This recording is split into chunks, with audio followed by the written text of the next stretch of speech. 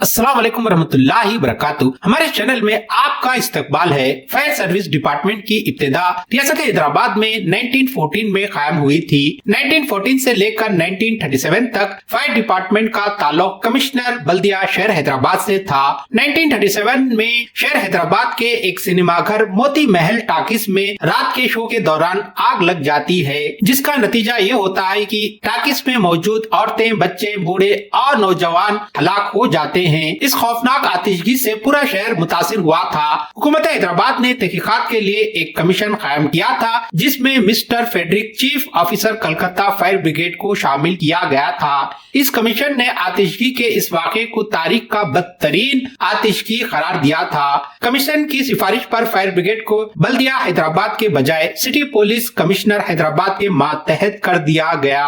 1939 में जब दूसरे जंग अज़ीम शुरू हुई, उस वक्त हिंदुस्तान में हवाई हमलों का खतरा होने लगा, जिसके बाद हुकूमत हिंद के मशवरे पर सैयद हुसैन फायर मास्टर को मुंबई रवाना किया गया और वहां पर उनको ट्रेनिंग दिया गया। फायर डिपार्टमेंट में खातिर खवा तौसी अमल में आई। आग बुझाने वाले मजीद फायर इंजन मंगवाए गए, अमला और अफसरों का इजाफा किया गया। हंगामी जरूरियात के पेश नजर हवाई हमलों से बचाव के खातिर खवा एयर रेड प्रिकॉशंस यानी ARP का फायर डिपार्टमेंट में वजूद में आया और फायर ब्रिगेड के तजुर्बेकार अफसरों ने ARP के स्टाफ को आग बुझाने की ट्रेनिंग दी। इस तरह तरबियत याफ्ता अफराद यानी ट्रेन पर्सन्स की तादाद काफी बढ़ चुकी थी। ARP के तहत शहर हैदराबाद आग बुझाने का अमली मुजाहरों को अवाम शौक से देखती और खिराज तहसीन पेश किया करती थी। निजाम फायर सर्विस के आला ओहदेदार का लक़ब कंट्रोलर था और controller fire service home secretariat के मातहत था। 1943 में तंजीम जदीद में कंट्रोलर और डिप्टी कंट्रोलर के अलावा अफसरों की तादाद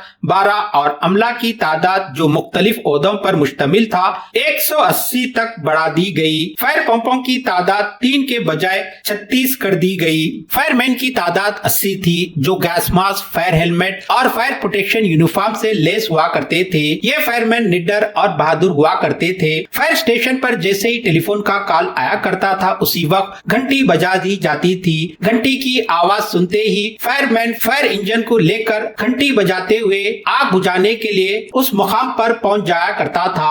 अवाम में यह बात मशहूर थी कि फायर इंजन के ड्राइवर को 14 खून माफ थे। उस वक्त हैदराबाद फायर सर्विस के फायरमैनों की महारत और बहादुरी बैरूनी मुल्क भी तारीफ किया करते थे। अपनी जान की परवाह किए बगैर दूसरों की जान बचाना इनका मकसद था। आग के शोलों से निकलना इनके बाएं हाथ का खेल था।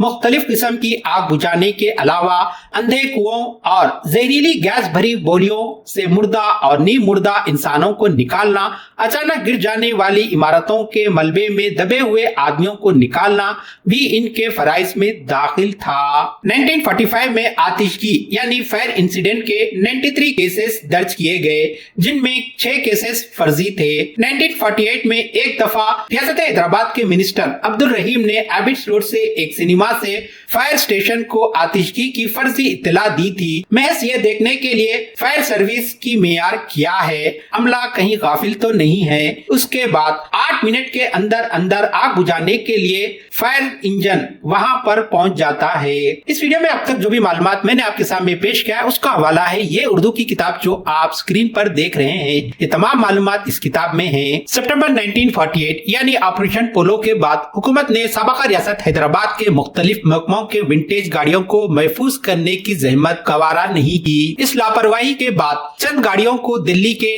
नेशनल रेलवे म्यूजियम और विजयवाड़ा के पंडित नेहरू बस स्टेशन पर रखा गया। 2014 की बात है। नई दिल्ली में विंटेज गाड़ियों का मुकाबला हुआ, जिसमें 160 पुरानी गाड़ियों ने हिस्सा लिया था। इस मुकाबले में निजाम हैदराबाद की फायर इंजन गाड़ी को भी शरीक किया गया। निजाम हैदराबाद की फायर इंजन की गाड़ी ने रेस जीत कर चैलेंजर्स ट्रॉफी अपने नाम कर लिया। निजाम हैदराबाद की फायर इंजन की गाड़ी ने 45 किलोमीटर का फासला आसानी से तय कर दिया। इस मुकाबले में सिर्फ 60 गाड़ियों ने लंबा सफर तय किया और बाकी गाड़ियों ने कुछ फासले के बाद दम तोड़ दिया।